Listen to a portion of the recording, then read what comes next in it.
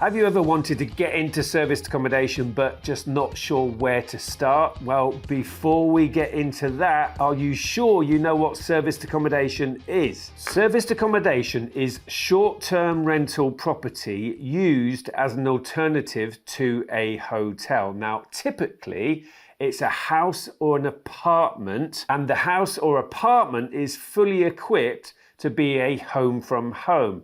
All the guests need to do is turn up with their suitcase. Now, bedding, toiletries, tea and coffee are provided, and if the guests are staying for, say, longer than a week, then cleaners will go in and do a mid-stay clean either once a week or maybe even once every 2 weeks. Now, that keeps the property serviced, which is similar to a hotel. So that's the basics of serviced accommodation, but you know what? There is so much more to it. My name's Kevin Poneskis. I've been investing in property for over 32 years. I've done all of the different strategies, but I now focus on serviced accommodation. Why? Because serviced accommodation is by far the biggest recurring income strategy. It's versatile too. You could buy properties to use as service accommodation, apartments or houses. You could move your existing properties into service accommodation. I call it buy to let to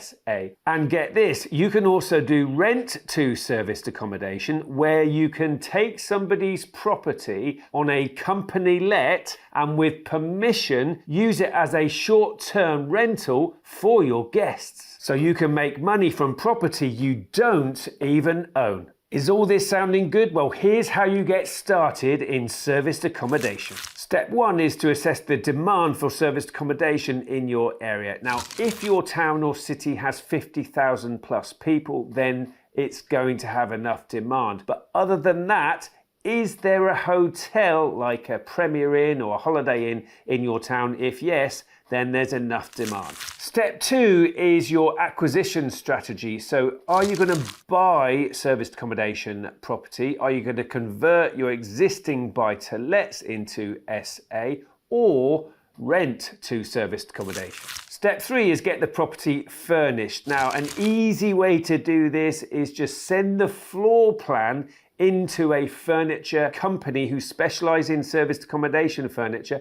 They will deliver the furniture, they'll assemble all of the furniture, and they will leave with all of the rubbish, saving you an awful lot of time and effort. Step four is to get the photos done of your property so that you can upload them on Booking.com and Airbnb. Now, top tip, use a professional photographer. Your listing is your shop window and it's got to look good. When people are scrolling on sites like Airbnb, you've got 0.4 of a second before they swipe. So make sure your property stands out, and a good professional photo will do that. And also, Airbnb and Booking.com will boost your listing up the rankings because you've gone to the effort of getting professional photos done. Step five is to arrange your cleaners so that you're ready for a quick turnaround after your first guests leave. Now, cleaners are an integral part of a successful serviced accommodation business. If the property is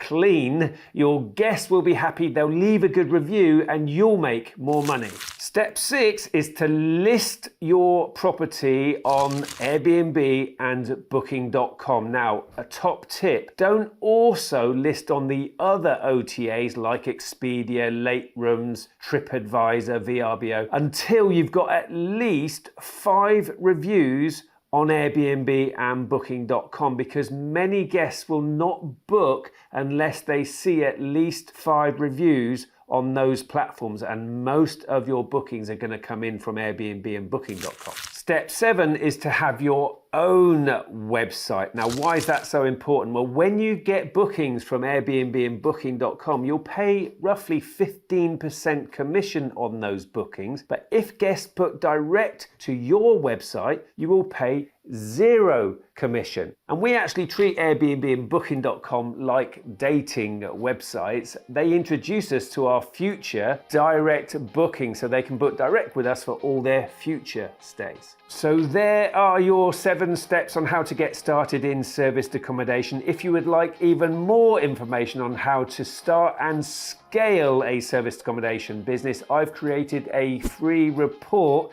that you can download in either the description or the comment section to this video. That's all from me, Kevin Poneskis, and here's to your success in serviced accommodation.